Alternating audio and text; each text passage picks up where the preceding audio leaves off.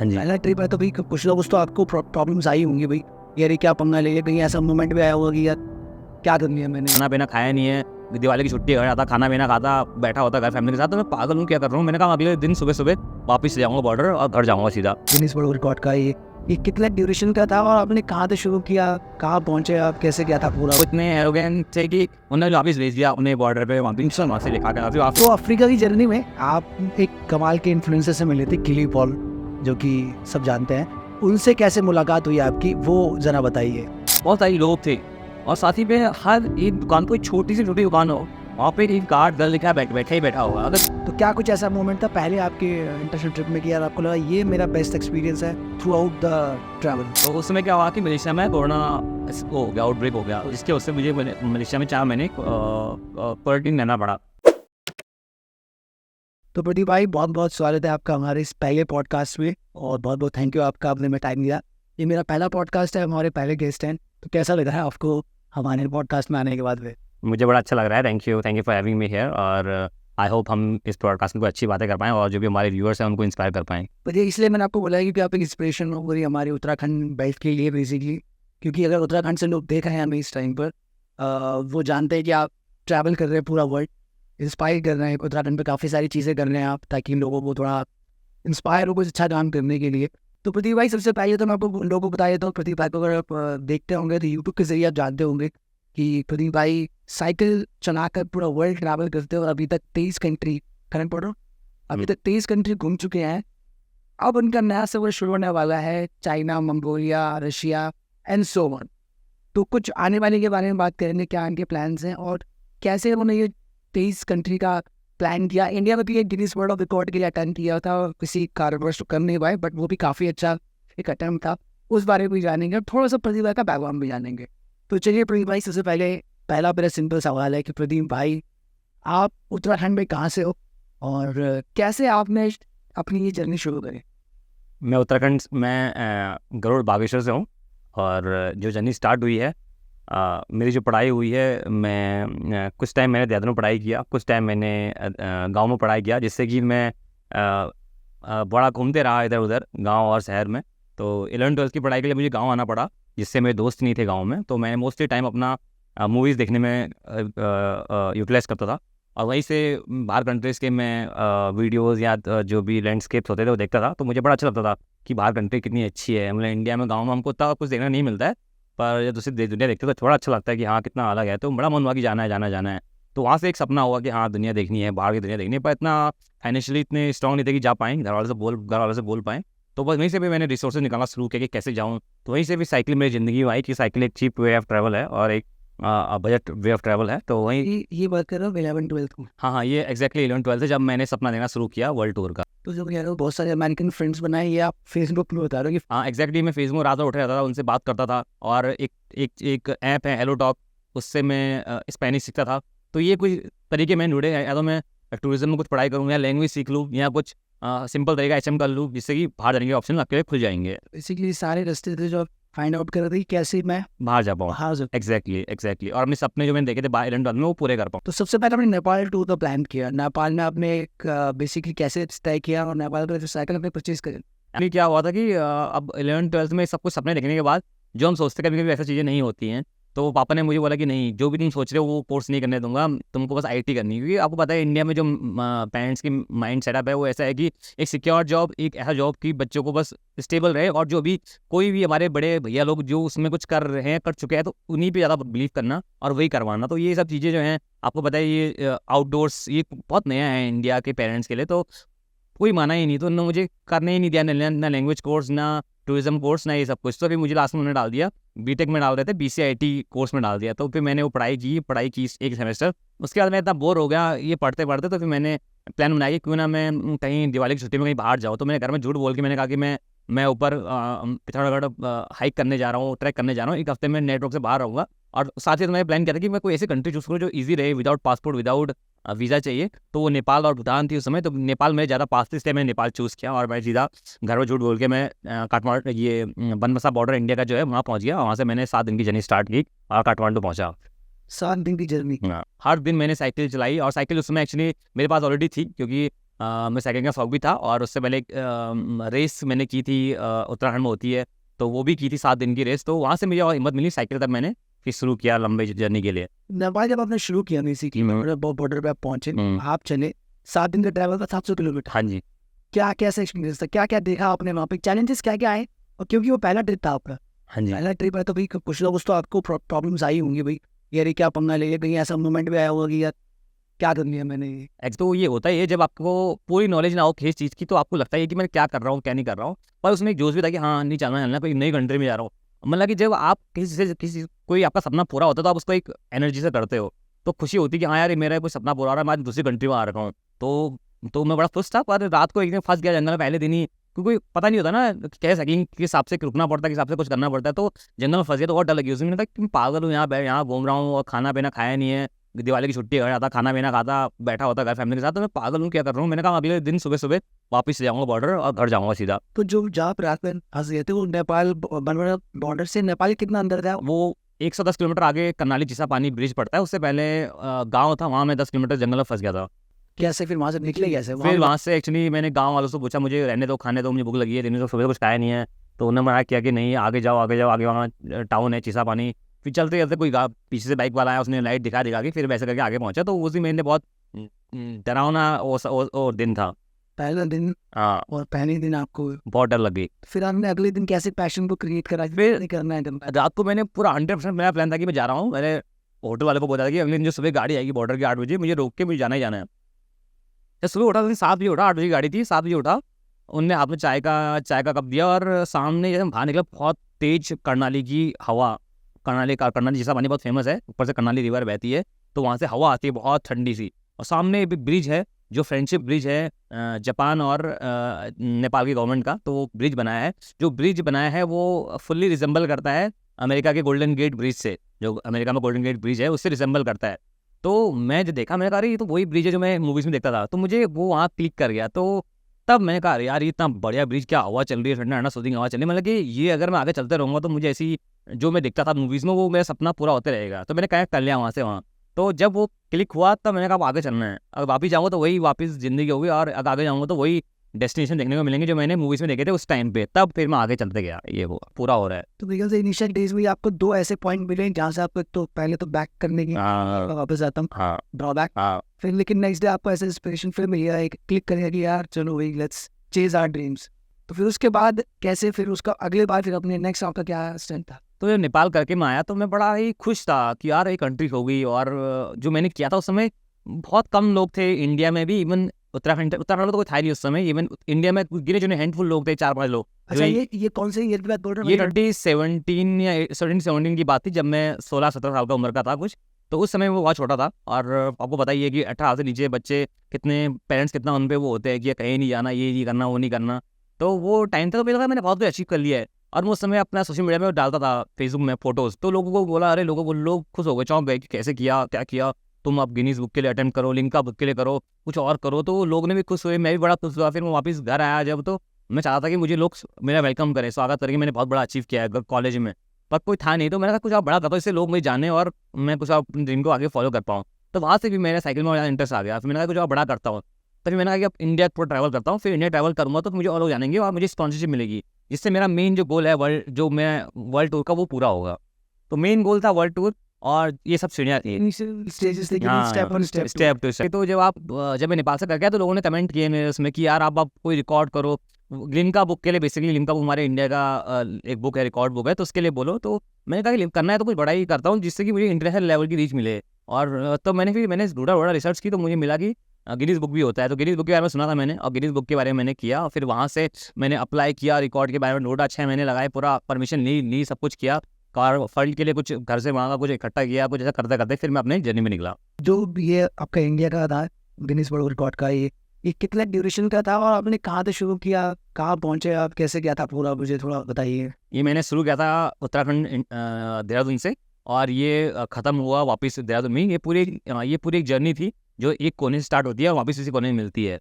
तो Guinness book का अलग अलग रिक्वायरमेंट्स होते हैं कि हाँ ये जर्नी कंटिन्यूस जर्नी होनी चाहिए। मैंने कंटिन्यूस 160 दिन साइकिलिंग की और 18,000 किलोमीटर्स साइकिलिंग की। तो उस समय रिकॉर्ड था 15,000 किलोमीटर्स का। मैंने उसको ब्रेक भी किया था, सब कुछ अच्छे से चल रहा था, पर कुछ बाद में कुछ कारणवश गिनीज के कुछ ऐसे रूल्स प्रोटोकॉल्स होते हैं कि आपको 1 हफ्ते के अंदर अगर आपको उनसे जवाब या रिकॉर्ड क्लेम चाहिए तो आपको उनको रुपये देने पड़ते हैं, $1000-1500। अगर आपको एक्सप्रेस सर्विस चाहिए, अगर नहीं लेते हो उसका पैसे थे नहीं मेरे पास कि मैं दे पाऊँ, तो आपका 4 महीने में रिप्लाई आता है। तो फिर होते होते मेरा रिकॉर्ड बाय द टाइम 4 महीने के टाइम कुछ डॉक्यूमेंट देते देते वो रिकॉर्ड पीछे होने ब्रेक कर दिया, तो इससे मेरा रिकॉर्ड क्लेम नहीं हो पाया। तो मतलब लेकिन आपने जो बेसिक रिक्वायरमेंट थी या जो किलोमीटर्स थे टाइप सब कुछ मैंने पूरा किया था। इवन हमारे नेशनल जो अखबार हैं उन्होंने पूरा कवर किया था, टाइम्स ऑफ इंडिया, हर चीज़ ने कवर किया था। पर कुछ जो पैसे की वजह से मेरा चीज़ अटक गई उस समय, जो मेरे पास उस समय सुविधा ही नहीं थी। बट लेकिन आपने एक्सपीरियंस तो हाँ। बहुत ज़बरदस्त गेन किया हुआ है। ये कहाँ गए थे आप? मैं उस समय पूरे जो 29 स्टेट में 26 स्टेट मैंने पूरे ट्रैवल किए थे। और कैसे पूरा आपने साइकिल पे किया, कैंपिंग करी? पूरा साइकिलिंग साइकिल से किया, पूरा अपने यहाँ टेंट रखता था, मैं टेंट में से रहता था कहीं भी, और कहीं होटल में, जहाँ गर्मी बहुत ज़्यादा है तो वहाँ पे होटल लेता था, ऐसे करके पूरा ट्रैवल किया। बाकी हमारे जो लोग थे, इंडियंस लोग या फिर जो हमारे उत्तराखंड के लोग जो मुझे जानते थे उस समय कि ये कर रहा है, तो मुझे इन्वाइट करते थे, तो उनके वहाँ रहता था। तो प्रतिभा अभी हम बात कर रहे थे तो आपने बताया कि गिनीज ऑफ वर्ल्ड रिकॉर्ड का हुआ ये, तो अभी तक तो आप नेपाल, इंडिया, मतलब नेपाल और उत्तराखंड में रहते हो आप, तो ऑलमोस्ट मेरे ख्याल से वो एक जैसा ही हो गया, कल्चर भी एक जैसा है पार्ट पार्ट। फिर आप इंडिया गए तो इंडिया में भी एक अपनापन ही है, हमें पता है कि यार इंडिया, चलो थोड़ा बहुत वहाँ कल्चर डिफरेंस आता है, लैंडस्केप डिफरेंस आता है, बट स्टिल हम लोग सेफ जोन में अपने इंडिया में।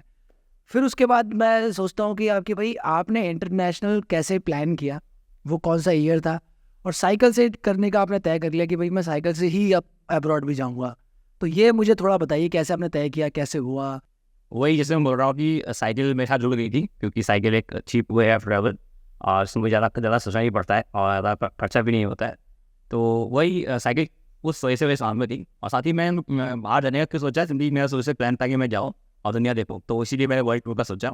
और Nepal, India tour, then Asia tour, then मतलब कि इसके ये सब ये स्टेप्स बाय स्टेप मैंने किया, सब कुछ किया। तो मैंने अपना छोटे से गाँव से शुरू किया, देन पूरा उत्तराखंड किया, देन नेपाल किया, देन पूरा इंडिया किया। उसके बाद बचा था कि एशिया, जिस कॉन्टिनेंट में हम रहते हैं, तो उसके बाद मैंने एशिया का टूर स्टार्ट किया, जो मेरा वर्ल्ड टूर का पहला फेज था। तो एशिया टूर मैंने स्टार्ट किया इंडिया से, नेपाल होते हुए, अगेन नेपाल से Bhutan, Bangladesh, Myanmar, Thailand, Laos, Cambodia, Vietnam होते हुए मैं मलेशिया तक पहुँचा। तो यही पूरी कंटिन्यूस जर्नी है और पूरी लाइन से कनेक्टेड है। तो साइकिल से जाना ईजी रहता है बॉर्डर टू बॉर्डर, तो फ्लाइट मैं कभी मैंने लिए नहीं उसी चक्कर में। और प्लानिंग्स की बात करूँ तो इसके लिए आपको बहुत ज़्यादा रिसर्च करनी पड़ती है, इंटरनेट में ब्लॉग्स देखने पड़ते हैं, ब्लॉग्स पढ़ने पड़ते हैं, और साथ ही में आपको हर एक कंट्री की एडवाइजरी देखनी पड़ती है कि इंडिया और उस कंट्री का रिलेशन कैसा है, वीज़ा की टर्म्स में कहता है। तो वो सब रिसर्च करने के बाद उस समय वहाँ कैसा क्या है, सब कुछ देखने के बाद फिर वीज़ा, कौन से वीज़ा अपने होम कंट्री से लेके जाना है, कौन से वीज़ा आपको on the way on arrival मिल जाएंगे, कौन से वीज़ा आपको ई वीज़ा मिल जाएंगे, सब रिसर्च करने के बाद फिर मैंने फिर उसके बाद जर्नी स्टार्ट की। ये तो टेक्निकल पार्ट है कि यार कि हमने वीज़ा और ये सब चीज़ें तैयारी करनी है सब। तो जब आपने एशिया का प्लान करा तो आपका जो सपना था आपने 12th में देखा था, वो अब ऑलमोस्ट आप तैयार थे शुरू करने के लिए, यानी आप इंडिया के बॉर्डर, मतलब इंडिया नेपाल को भी छोड़ते तो वहाँ से आप इंटरनेशनल टूर पे जाने वाले थे। तो कैसी एक्साइटमेंट थी, और जब आपने पहली कंट्री क्रॉस करी तो जो बॉर्डर क्रॉसिंग होती थी वहाँ पर आपकी क्या घबराहट होती थी, क्या कुछ एक्सपीरियंस ऐसा मिला आपको देखने को वही कि यार ये तो कुछ अलग चीज़ हुई मेरे साथ में? एग्जैक्टली, तो इंडिया नेपाल तो इतना बॉर्डर क्रॉसिंग में कोई दिक्कत नहीं होती, ना कोई चेकिंग, ना कोई ज़्यादा स्टैंपिंग, अच्छा नहीं होता है, बस अपना आधार कार्ड दिखाओ और आप क्रॉस कर लो। बहुत फ्रेंडली रिलेशन है हमारे नेपाल के सामने। उसके बाद पहला बॉर्डर भूटान भी हमारे फ्रेंडली रिलेशन है, तो इजीली आप वहाँ पे इवन विदाउट वीज़ा आप जा सकते हो, बस आपको वहाँ पे परमिट आता है। तो वो भी बहुत अच्छा फ्रेंडली कंट्री थी और पहाड़ी कंट्री है, तो हम वो अपने ऐसा लगाओ। साथ ही मैं म्यांमार मेरी पहली ऐसी कंट्री जहाँ पे कुछ एकदम से कल्चर शॉक, कल्चर डिफरेंट बहुत ज़्यादा लगा। करेक्ट। जैसे ही मैंने म्यांमार का बॉर्डर पास किया, पहले सब कस्टम क्लियरेंस चेक वगैरह, सब सामान चेक, पूरा स्टैंपिंग वीज़ा सब कुछ चाहिए था, प्रॉपर वैलिड जो चाहिए होता है। उसके बाद से मैंने म्यांमार पास किया, वहाँ पे टोटली डिफरेंट लैंग्वेज, कोई हिंदी नहीं जानता है बॉर्डर पे। अच्छा। तो वहाँ पे क्या दिक्कत मुझे हुई कि उसने जो वहाँ पे बैठे थे बॉर्डर पे, जो ऑफिशियल्स बैठे थे, उन्होंने मुझे वापस भेज दिया कि जाओ तुम साइकिल लेके क्यों आ रहे हो, पहले इसका परमिट लाओ, ये लाओ। मैंने कहा कि इसका परमिट का ऑप्शन ऐसा होता ही नहीं था। वो इतने एरोगेंट थे कि उन्होंने वापस भेज दिया अपने बॉर्डर पे, वहाँ से लिखा गया। फिर वहाँ से जो हमारे उस समय वहाँ पे बैठे थे ऑफिसर इंडियन साइड, तो उन्होंने लिख के दिया कि हाँ इसमें कुछ कस्टम नहीं होता है, हमने उसको वो देखो करके फिर जाके उन्होंने मुझे एंट्री दी। तो पहली बार वो मेरा एक एक्सपीरियंस था जब बॉर्डर क्रॉस किया। मुझे पहली बार वो अजीब लगा, मैं ऐसा क्यों कर रहे हैं कि वैसा साइकिल को कस्टम क्लियरेंस चाहिए होता, मुझे दोबारा क्यों भेजे। तो उस समय क्या होता था, क्या रहे हो मैं आ, तो वो वाली बातें हैं। और तो फिर म्यांमार ऐसे पहुँचा था, वहाँ पे एक तो डिफरेंट कल्चर, डिफरेंट खान पान, हर चीज़ डिफरेंट, तो वो मुझे बहुत अलग लगा। और स्टार्टिंग में मेरा मुश्किल लगा खाना पीना, पर जैसे जैसे मैं आगे थाईलैंड, लाओस आगे गया तो बड़ा अच्छा लगा फिर मैंने पैराशूट एडिट करना शुरू कर दिया। तो वो आपका इनिशियल था और फिर थोड़ा मज़ा भी आने लगा। मेरे करके मजा आया। तो जैसे ही आप जैसे बॉर्डर क्रॉस करते हो, जैसे मैं हम बेसिकली जो नॉर्मली लोग ट्रैवल करते होंगे, हमने फ्लाइट से गए, हमने फ्लाइट के पोर्ट में अपने उतरे, वहाँ पर अपने पेपर्स दिखाए और हम क्रॉस कर गए अपना वीज़ा जो भी हो। बट बॉर्डर क्रॉसिंग मुझे लगता है वो एक बड़ी अलग किस्म की एक्सपीरियंस है। जो आर्मी वाले बॉर्डर क्रॉसिंग होता है मूवीज़ में हम देखते हैं, वो क्रॉसिंग हम मुझे लगता है थोड़ी अलग होती है जो हम एयरपोर्ट के बॉर्डर क्रॉस करते हैं। एग्जैक्ट जो बहुत डिफरेंट होती है। मैं इस साइड बीच में वो से एक रिवर होती है, अच्छा, या फिर बीच में नो मैन जोन होता है 3-4 किलोमीटर का, तो दो साइड फेंसिंग होती है, या फिर बीच में रिवर होगी, इस साइड फेंसिंग होगी, और बीच में फ्रेंडशिप ब्रिज होगा। और यहाँ से भी यहाँ पे इंडिया का गेट, यहाँ पे इंडिया का चेक पॉइंट होगा, वहाँ पे उससे घंटे चेक पॉइंट होगा। तो हम यहाँ से जाओगे, वहाँ पे आके यहाँ से आपका एग्जिट होता है, वहाँ पे आपकी एंट्री होती है, स्टैम्प लगता है, तो जाके वो होता है। तो जरा अजीब अलग था, और जरा अच्छा अलग लगा, पर ये था कि अंदर से अच्छा लगता है कि हाँ ये देखने को मिल रहा है, और इतना कोई डिफरेंस नहीं होता है। बाकी जब आप अपनी कंट्री जहाँ पे आपका नेट चल रहा है, इंटरनेट चल रहा है, कॉल चल रहा है, सब कुछ आपका बिल्स आपके नोट चल रहा है, पैसे चल रहे हैं, एकदम सब दूसरी दुनिया। और से यहाँ पे आपको कुछ नदी क्रॉस थी, इसके बाद आपका हल्का सा आप एक नेटवर्क आते हैं, उसके बाद ऑलमोस्ट सब बंद हो जाता है, आपका सिम नहीं चलेगा, आपका ऑलमोस्ट सब चीज़ आपकी उस नया हो जाओगे। तो हम भी आपको अगेन आपको सब कुछ नया सिम लेना है, नया करेंसी चेंज करनी है, तो सब कुछ नया करना पड़ता है। तो एक अलग एक्सपीरियंस होता है, ये बड़ा अच्छा लगता है। तो पहला जो आपने वर्ल्ड टूर किया उसमें 9 कंट्रीज करी, तो इन 9 कंट्रीज में जब आप जा रहे थे, कोई ऐसा एक इंसिडेंट बताइए जहाँ पर आपको लगा हो कि यार ये क्या होता है कि जब भी हम किसी ट्रिप में जाते हैं, हमारा 1 या 2 ऐसे मोमेंट होते हैं जो मुझे लगता है कि यार ये तो मुझे बेस्ट मिल गया अपने ट्रिप का। तो क्या कुछ ऐसा मोमेंट था पहले आपके इंटरनेशनल ट्रिप में कि यार आपको लगा ये मेरा बेस्ट एक्सपीरियंस है through out the travel? Her country travel करता हूँ, अब ऐसे लोग मिलते हैं। म्यांमार बहुत ही अनएक्सप्लोर्ड कंट्री है, बहुत ही कम लोग जाते हैं वहाँ पे, क्योंकि मोस्टली लोग बाली या फिर थाईलैंड ही घूमते हैं। पर म्यांमार ऐसी कंट्री यहाँ पे मैं गया, मुझे लगा कि क्या जो होगा यहाँ पे। पर जब वहाँ पे क्या, वहाँ के लोग इतने वेलकम, इतने फ्रेंडली, वहाँ का जो लैंडस्केप इतना ब्यूटीफुल, लेक्स इतना ब्यूटीफुल वहाँ पे, मतलब कि मैं बड़ा खुश हुआ म्यांमार पहुँच के। बुद्धिस्ट कंट्री है, बहुत ही फ्रेंडली लोग, और इवन वहाँ पे इंडियन ओरिजिन के लोग भी थे, नेपाली ओरिजिन के लोग भी थे, तो मुझे बड़ा अच्छा लगा। तो नेपाल जैसी कंट्री में मुझे बड़ा अच्छा लगा। और इंडिया जैसे बॉर्डर क्रॉस करते थे, ऐसा फ्रेंडशिप बॉर्डर क्रॉस करते हैं, हमें पता है इंडियन फ्रेंडशिप ब्रिज, और ब्रिज जब बनता है पूरा खाली जा रहा हो, क्या जो हो रहा है, तो एक अलग फीलिंग होती है, बहुत अलग फीलिंग होती है। फर्स्ट टाइम आप सोचते हो वो हो रहा है एक्चुअल में, तो बहुत अलग फील की मेरे। उसके बाद चलते चलते उसमें बहुत डिफरेंट चीज़ें वहाँ लोग अच्छे मिले, और बहुत अच्छा मुझे लगा। तो मुझे तो अच्छा लगा, वहाँ के रॉयल पैलेस देखने को मिले, वहाँ के मतलब कि वहाँ के जो कंट्री का जो हेरिटेज है वो देखने को मिला, तो बड़ा स्पेशल मोमेंट आ रही है।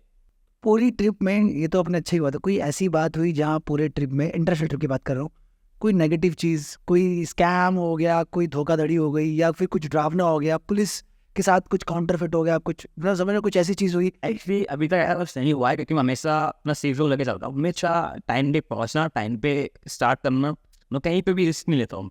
जब आप अकेले ट्रैवल कर रहे हो तो आपको बहुत चीज़, ट्रैवलिंग के जो एथिक्स होते हैं, ट्रैवलिंग के जो वो होते हैं, रूल्स होते हैं कि हाँ अगर आप उसके अंदर ट्रैवल करोगे तो आपको एक सेफ जोन में रहोगे, तो वो हमेशा फॉलो कर। अभी मैं अकेला हूँ, मैं कोई ग्रुप में नहीं हूँ, तो हमेशा सेफ टाइम पे सही जगह होता हूँ। तो मेरा तरह भी ऐसा कुछ हुआ ही नहीं है। हर कंट्री में जो रूल्स होते हैं, इसी टाइम पे कंट्री छोड़ना, इसी टाइम पे कंट्री में आना, तो कभी मैं आपसे नहीं हुआ, नहीं मैं फॉलो कर रहा हूँ। और स्टैम्प तो होते रहते हैं, क्योंकि हर कंट्री में अलग टाइप के लोग हैं, तो कहीं आपको ऐसे लोग भी मिलेंगे जो आपसे बहुत फ्रेंडली रहेंगे और आपको कुछ सामान आनेंगे। तो ऐसा स्टैम्प छोटे हुए हैं, मेरा अफ्रीका में हुए हैं, मलेशिया में हुए हैं, तो बहुत चीज़ हुई है। मतलब बेसिकली कोई बड़ा ऐसा इंसिडेंट नहीं हुआ लकीली? एग्जैक्टली, ऐसा कोई बड़ा एक्सीडेंट या बड़ा एक्सीडेंट नहीं होगी जिससे मुझे कोई जर्नी खत्म करनी पड़े या मुझे क्यों से बहुत हारना पड़े। ये आपका पहला कंट्री, मतलब पहला 9 कंट्री का जो कॉन्टिनेंट था वो काफ़ी मज़े का रहा। सही है, और ऑब्वियसली बहुत मजे का रहा, बहुत अच्छे लोग मिले, बहुत अच्छे कंपेनियन साथ में रही, और तो मतलब बहुत अच्छा लगा मुझे। मतलब स्टार्ट किया था कि मैं बड़े बड़े कंट्री में जाऊँगा, अमेरिका, लंदन, जापान, पर जब मैंने ये 9 कंट्री स्टार्ट किया उसके बाद मेरी मेंटेलिटी टोटली चेंज हो गई।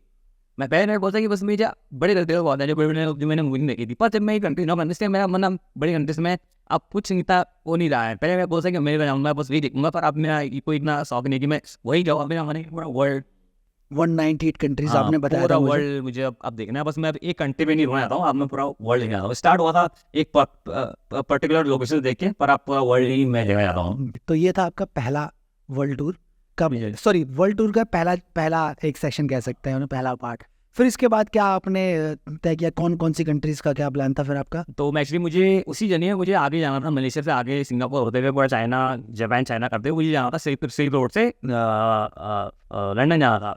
तो उस समय क्या हुआ कि मलेशिया में कोरोना वो हो गया, आउटब्रेक हो गया, जिसके उससे मुझे मलेशिया में 4 महीने क्वारंटीन रहना पड़ा। 2020 में शायद 2020 में आउटब्रेक हुआ। 2020 में मैं मार्च में मैं वहाँ पे 4 महीने क्वारंटीन रहा, मार्च से लेके जुलाई तक। वो कैसा रहा है पूरे, जब खबर तो आपको मिली गई होगी पूरे वर्ल्ड में आउटब्रेक हो गया कोरोना का, तो मलेशिया में थे उस टाइम पर, आपको न्यूज़ मिली, आपकी फ्लाइट थी कुछ ऐसा कुछ? हाँ, मेरी फ्लाइट भी थी, मेरी फ्लाइट कैंसिल हो गई मेरा। तो फिर हम एयरपोर्ट पर फंसे रहे एक दिन, वहाँ पे फिर एम्बेसी आई, एम्बेसी ने हमको अपने डील में कुछ सपोर्ट किया। तो प्रतीक भाई, आपको मालूम पड़ा कि आपकी फ़्लाइट कैंसिल हो गई है, आप मलेशिया में हो, आपको ये पता नहीं है कि भाई आगे क्या होने वाला है, अब आप विदेश में हो, अब आपको कैसे वहाँ से कैसे निकले, क्या हेल्प मिली आपको तो वही एक जरा सा बड़ा ही ये डरावना मोमेंट है कि हाँ क्या होगा, मैं जाऊँगा नहीं पाऊँगा ऐसा, और उसमें छोटा ही राउंड 20 साल का था। तो पर ये था कि हर इंटरव्यू में जब मैं ट्रैवल करता हूँ तो हमारे जो भी लोग मुझे जानते थे, स्पॉन्सर्स बोलते हैं या फिर जो भी लोग मुझसे उत्तराखंड से आता है, उत्तराखंड के लोग मुझे देखते थे उस समय, तो वो लोग मेरा बड़ा सपोर्ट कर रहे थे, जो भी उसमें मलेशिया में थे या सिंगापुर में थे, उन्होंने पूरा सपोर्ट किया। उन्होंने आपको कोई दिक्कत नहीं होगी, जहाँ भी होगा हम आपको पूरा सपोर्ट करेंगे पीछे से, आपको टेंशन की जरूरत नहीं है। तो मेरा एक सेफ साइड भी था। ये तो कम्युनिटी सपोर्ट चलो आपको मिल गया है कम से कम, लेकिन क्या आपने बताते गवर्नमेंट ने काफ़ी आपको वहाँ पर हेल्प करा? तो पहला जो सपोर्ट रहता है वो हमेशा गवर्नमेंट का रहता है। गवर्नमेंट वहाँ पे एम्बेसीज होती है कंट्री में, तो एम्बेसी आप बताओ कि मुझे दिक्कत हो रही है, मेरा पासपोर्ट बुक, कुछ भी चाहे वो आप कोई भी दिक्कत है, चाहे आपका पासपोर्ट बुक हो जाए या आपको कोई भी यहाँ पे कोई थ्रेटनिंग कर रहा है, तो आप एम्बेसी से बोल सकते हो, वो आप पूरा हेल्प करेगी आपको। तो वहाँ पे उन्होंने हमको पूरा हेल्प किया, पूरा वहाँ से रेस्क्यू करने के बाद हमको एक सेफ जोन में ला के स्टे करवाना और पूरा फूडिंग प्रोवाइड करना, तो ये सब हमारा एम्बेसी। वो क्या था वियतनाम में, वियतनाम से ही इसके अलर्ट आना शुरू हो गए थे, पर जो फाइनल वर्ल्ड में पूरा लॉकडाउन होने लगा था वो हो गया था मार्च 13 से 23 को, उस समय मैं था मलेशिया में। ओके वही जाना सिंगापुर। तो मैं आपको थोड़ा बताता हूँ, जब उस टाइम आप वहाँ पे थे, तो इस टाइम पर हम यहाँ पर अपने इंडिया में थे, तो मास्क लगे रहे थे, गलियों में लोग निकलने नहीं दे रहे थे, तो क्या वहाँ पर भी ऐसा कुछ सीन था? तो हम तो यहाँ काफ़ी डर रहे थे, तो आपको क्या डर लगा? नहीं यार, मैं जब आप किसी निकल गए हो ना, जब आप गोल कुछ डिफरेंट होता है, छोटी मोटी चीज़ें होती हैं, मुझे लगा कि आप इन्फेक्ट हो जाओगे, हिम्मत है, पर इतना ही आप एक गोल होता है तो आप सोचते नहीं हो। मुझे वो बोलते कि इतना मैं आ रहा कोई नोट लाटने का, कोई मार मोड़ देगा, तो हम जब आपका गोल हो रहा आपको पाने के लिए मेहनत करते हो, तो आपको ये छोटी मोटी चीज़ें होती हैं खतरे, आपको सेफ रहना है, वो तो पहली प्रायोरिटी है, पर आपको उसे डर नहीं है तो फिर आप स्टार्टिंग नहीं कर रहे हो, तो आपको मैंने सेफ रहना है, पर ये भी इतना सोचोगे तो आप कभी कहीं नहीं पाओगे। सही हुआ। तो गवर्नमेंट ने आपको 4 महीने के लिए वहाँ पर पूरा सपोर्ट किया, वहाँ पर रहना खाना पीना सब दिया, एंड देन फ्लाइट आपको अरेंज वापस की कैसे करेंगे? फिर यहाँ पे वंदे भारत मिशन चल रहा था उस समय, हमने फ्लाइट टिकट खुद अपने पैसे से ली और हम इंडिया आए। You are safe in Malaysia, government ने आपको फुल सपोर्ट किया, तो वो एक मेरे ख्याल से मेरे ख्याल से आपको जो पूरा जर्नी रहा होगा ये वाला मेरे ख्याल से थोड़ा सीरियस है, आप शायद इसको बड़ी आसानी से झेल गए। शामिल करने हैं तो बताओ कि मुझे आगे लोग वेट कर रहे थे, आगे मुझे जानने के लिए मैं वेट कर रहा था, तो पर वो कोरोना पे 1.5 साल चला नहीं गया, तो फिर मुझे 1.5 साल घर में रहना पड़ा। तो ये हो गया कोरोना का पहला, तो वापस आ गया पहला टूर के बाद। फिर आपने अगली टूरिंग कैसे शुरुआत करी, कैसे अपना अगला टूर चला आपका? उसके बाद ये था कि अभी जो वहाँ से आगे का प्लान था, सिंगापुर से जापान चाइना होते हुए सिल्क रोड का, वो तो उसमें बंद था, क्योंकि इसमें चाइना और जापान और सिंगापुर सबसे ज़्यादा इन्फ्लेटेड कंट्रीज में थी। अच्छा। और रेड अलर्ट भी थी, तो वहाँ पे ये तो आप दोनों खुला ही नहीं अपना बॉर्डर्स। और उस समय दुनिया का दूसरा छोर था, वहाँ पे था अफ्रीका, जो बहुत ही कम इन्फेक्टेड था और बहुत ही ज़्यादा डेंजर में नहीं था। तो मैंने फिर वर्ल्ड पे चेक किया मैं कहाँ पे जा सकता हूँ अभी, क्योंकि अभी वो वेट करता रहा ये अपने जगह को यहीं से स्टार्ट करने के लिए सिंगापुर से ही, तो मैं तो 3-4 साल घर में बैठ जाऊँगा, मेरी एज तो होती रहेगी। मैं टारगेट में था कि मुझे 30 तक यंगेस्ट एज तक मुझे वर्ल्ड में ट्रैवल करना है। पर फिर 2 साल ऑलरेडी पे सोच चुके थे, क्योंकि कोरोना के चक्कर में कहीं जाने से बना।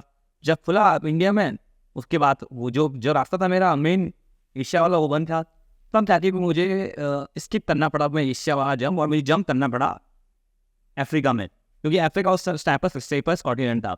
और मैं उस समय से मैंने अफ्रीका के बारे में पूरा डिटेल निकाली, सब कुछ किया, और मैं पहुंच गया केन्या। ईस्ट अफ्रीका से सदर्न, कि पहले भी 9 उसके बाद भी 9? हाँ इसमें 9 नहीं थे, उसमें मैंने फ्लाई करते हुए फिर मैं यूएई भी गया, तो 10 कंट्रीज, टोटल 10 कंट्री आपने गई। तो अफ्रीका तो बहुत ही अलग एक दुनिया है। अफ्रीका फिर अभी मतलब कि जो लोग सोचते हैं इंडिया में या टीवीज में, तो वैसा भी है, पर उसके जब आप हकीकत में निकलोगे तो आपको एक अलग ही दुनिया देखने को मिलेगी।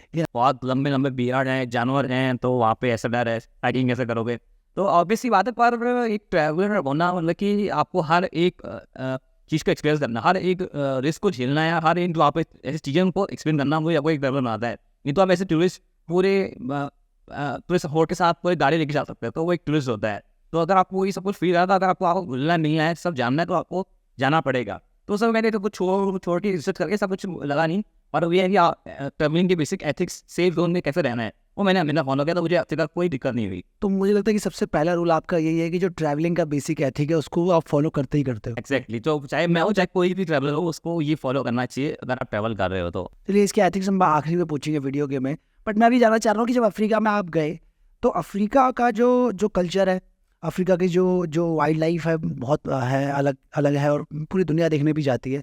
उसके अलावा लेकिन मैंने क्राइम का बड़ा सुना है, तो क्राइम के साथ आपको कैसे आपने डील किया, या आपको क्या देखने को मिला, कैसे आपने क्या चीज़ करी? जैसे आप मुझे बता रहे थे बैक स्टेज अभी कि केनिया में आप जा रहे थे तो वहाँ पर हर जगह गनर गनर होते थे, एटीएम में वही वो, तो वो सारी चीज़ें क्या जब मैं केन्या पहुंचा, तो जब हम मार्केट घूम गए तो बहुत डेंस था मार्केट, बहुत सारे लोग थे, और साथ ही में हर एक दुकान, कोई छोटी से छोटी दुकान हो, वहाँ पे एक गार्ड गन लिखा बैठा ही बैठा होगा। अगर कोई बैंक वहाँ पे 2 या 3 गनर बैठे होंगे, तो मैंने पूछा क्यों है ऐसा, तो उन्होंने बताया कि केन्या में दिन दहाड़े लूट हो जाती है, लूटपाट हो जाती है, तभी जाती है, ये सेफ्टी उसके लिए है। तो ये एक जगह डिफरेंस अलग, अरे हाँ इंडिया में तो कोई कहीं बैठा नहीं रहता है, सब एटीएम के आजकल कहाँ बैनर कहाँ बैठा ही है। तो पर अफ्रीका मैंने ये केन्या में देखा, तो वहाँ पे जगह से ये तो था, पर जब मैं वहाँ से बड़ी बड़ी सिटीज़ में है ऐसा क्राइम, जैसे आप निकलते हो केन्या से बाहर डिफरेंट सिटी, वहाँ पे इतना दिक्कत नहीं है, पर ये जी डर था मन में, पर ऐसा है कि मैंने दर्शन में कुछ हुआ नहीं, मैं मेरा सेफ साइड लेके चलते रहा और अच्छे लोग मिले, और बहुत अच्छे से मेरा केन्या कंट्री निकला, युगांडा रवांडा ऐसे करके सब कंट्री से गए। डर हर जगह, चाहे वो इंडिया हो या अफ्रीका हो, पर अच्छे लोग हर जगह होते हैं, जैसे मैं आपको बताओ, चाहे आप कहीं भी जाओ, शहर का एरिया जरा सा अलग टाइप के लोग होते हैं, वहाँ पे आपको डर होती है, पर गाँव में अगर गाँव के लोग बहुत अच्छे होते हैं, तो मुझे वहाँ पे अच्छे लोग मिले और अच्छा मेरा टाइम अफ्रीका में बीता। तो मोस्टली आप शहर में आप कितना टाइम गुजारते हो? ऐसा कुछ प्लान है कि ज़्यादातर आप रिमोट एरियाज में, विलेजेस में रहते हैं? एक्चुअली जब साइकिलिंग क्या होता है कि आप मोस्टली ऐसे लोग चूज पाते हो जहाँ पे आपको खाली रोड मिले, खाली एरिया मिले, क्योंकि वही आपको एक मेंटल पीस देता है और आपको घूमने में बहुत मजा आता है। शहर में मैं बहुत कम रहना पसंद करता हूँ।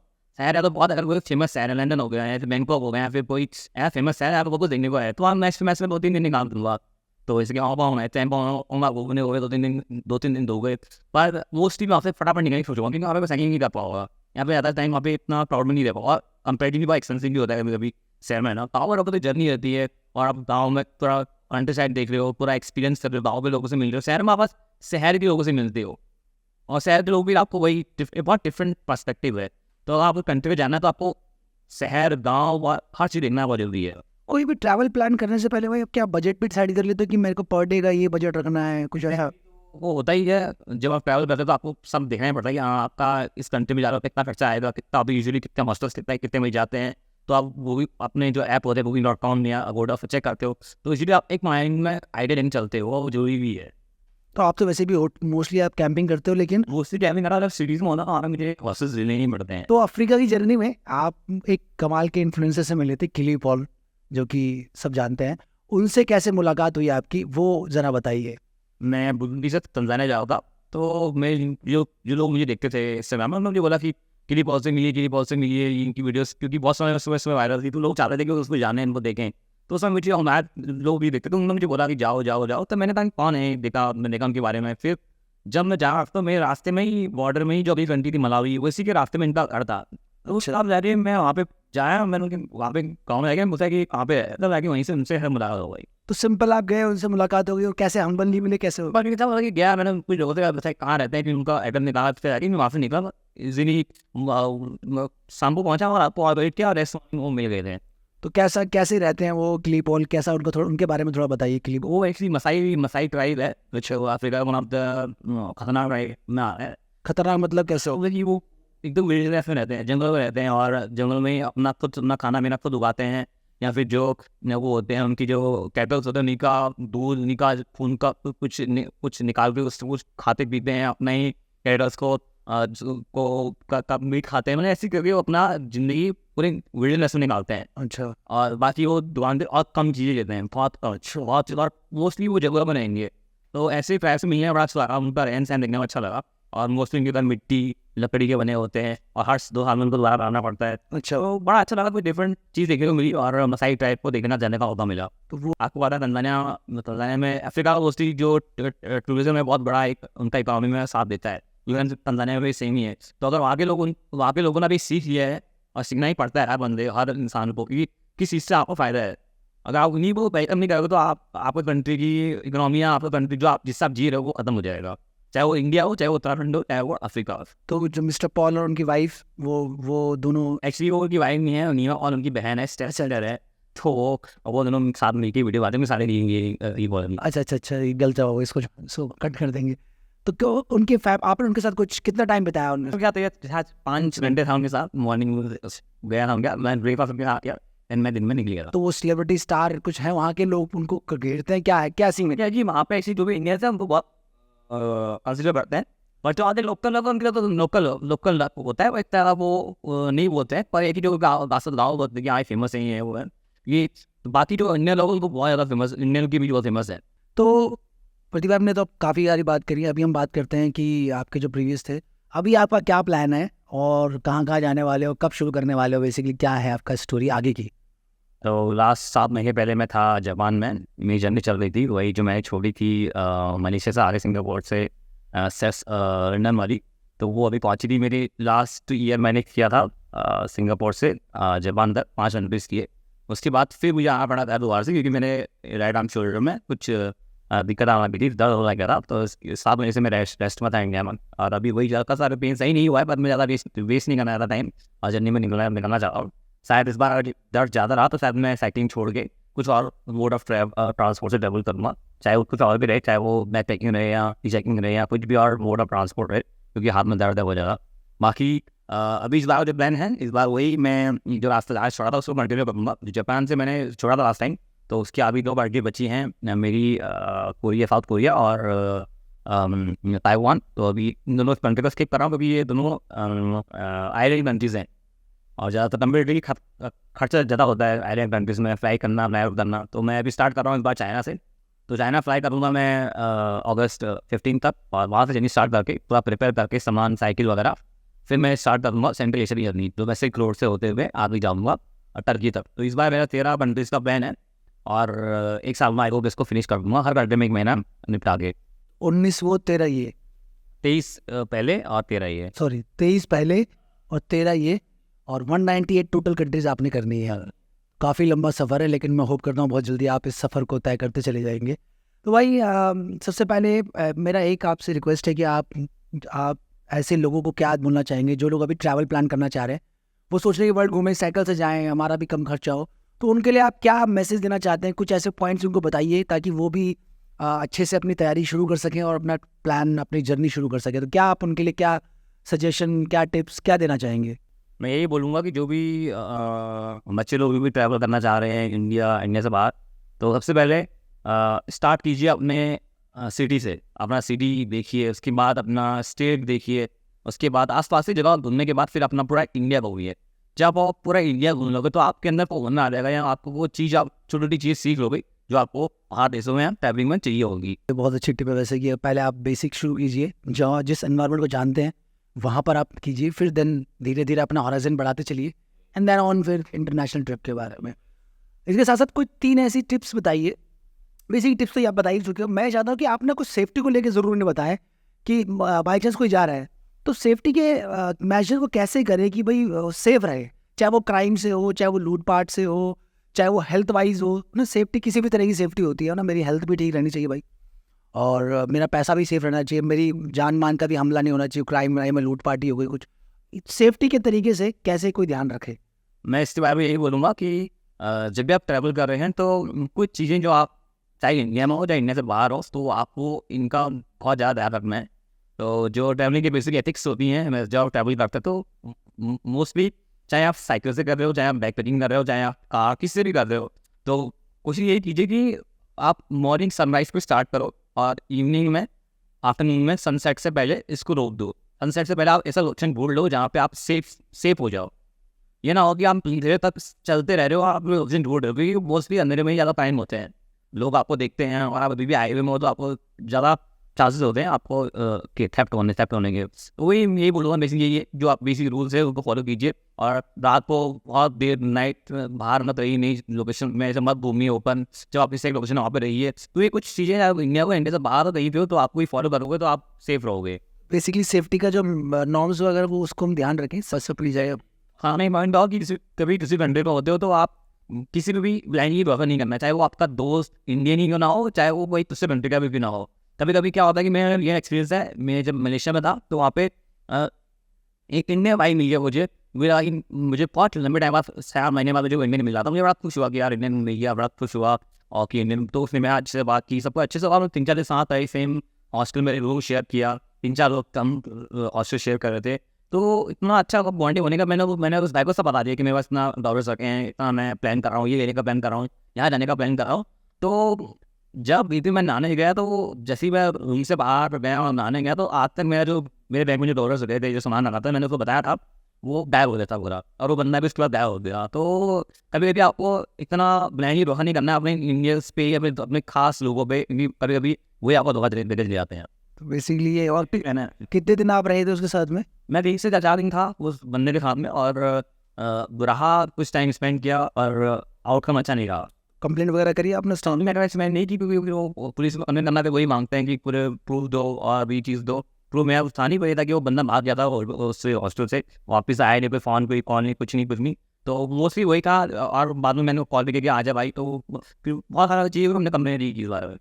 और आप एक चीज़ और बता रहे थे कि जैसे आप जब आप ट्रैवल करते हो तो गांव के इलाकों में जब जाते हो, विलेज में, वहाँ पे लोग काफ़ी लेकिन आपको ट्रस्ट करते हैं और आपको मौका भी देते हैं अपने घर पर रुकने के लिए। यही तो आपको जानते हैं कि शहर में जब लोग होते हैं, तो शहर में 100 लोग अलग अलग जगह से आके शहर में बसते हैं, तो वो खुद वहाँ पे बिजनेस के लिए, पैसे के लिए आते हैं शहर में, और 24-24 बहुत ज़्यादा होती है, तो लोग डरते हैं किसी भी नए बंदे को होस्ट करने से।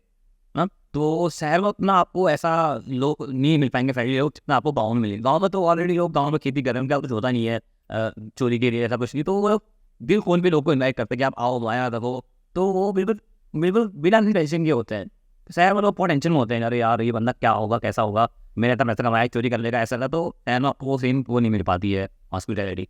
और जब पूरा वर्ल्ड ट्रैवल आपने किया तो आपको एज अ पर्सनैलिटी में आपको क्या बदलाव आया कि यार ये मेरे अंदर एक ऐसा चेंज आया जिसको मैं एडवोकेट करना चाहूँगा सबके सामने कि भाई यार आपको करना चाहिए ट्रैवल? मैं ये बोलूँगा कि जब मैं स्कूल में था, मैं बड़ा चीपता था। स्कूल से बाहर में किसी नए बंदे से, अमेरिकन बंदे से या कोई फॉरेन बंदे से बात करने में बहुत सोचता था कि कम नहीं करो मैंने। पर जब आप ट्रैवल करते हो, तो आप जो आपके अंदर पढ़ने जाते हो, तो आप रैंडम कोई बंदा मिल जाए, आपसे बात करने में कभी नहीं जेपोगे। तो बहुत ड्रास्टिक चेंज मेरे अंदर आया है ट्रैवलिंग करने के बाद। मतलब आप किसी जो डर होते हैं वो होते हैं, पर एक जेबता नहीं हूँ किसी भी जेबता नहीं हूँ, पर एक खुल के बात करता हूँ। और मैं हर एक पेरेंट्स से बोलना चाहूँगा कि जो भी देख रहे हैं, कि अपने बच्चे को हर साल में एक फील्ड ट्रिप, एक आउटडोर ट्रिप या एक फॉरेन ट्रिप पक्का कराओ।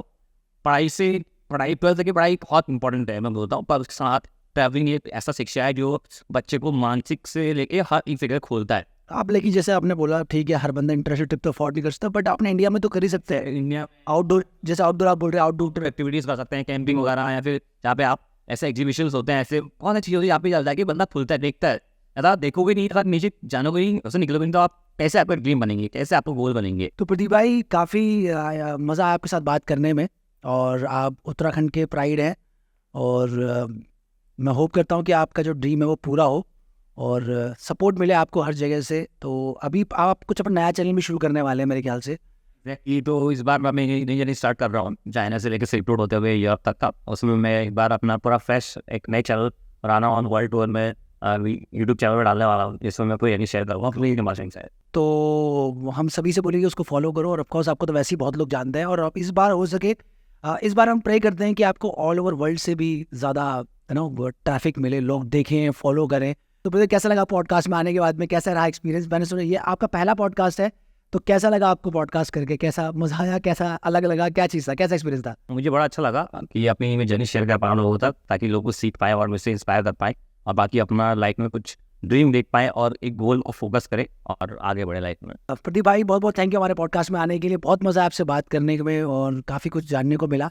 और क्योंकि मैं खुद एक ट्रैवल चैनल चलाता हूँ, तो मैं कोशिश करता हूँ कि कुछ ना कुछ ट्रैवल से रिलेटेड चीज़ें हम लोगों को बताएं कि वो ट्रैवलिंग कैसे करें। तो यहाँ से उनको ज़रूर एक साइकिल के थ्रू कैसे आपने वर्ल्ड टूर का प्लान किया, कैसे आपने सारी चीज़ें करी, वहाँ से उनको एक मोटिवेशन ज़रूर मिलेगा। और बस मैं आपको बहुत थैंक यू कहना चाहूँगा, और best of luck for your world tour.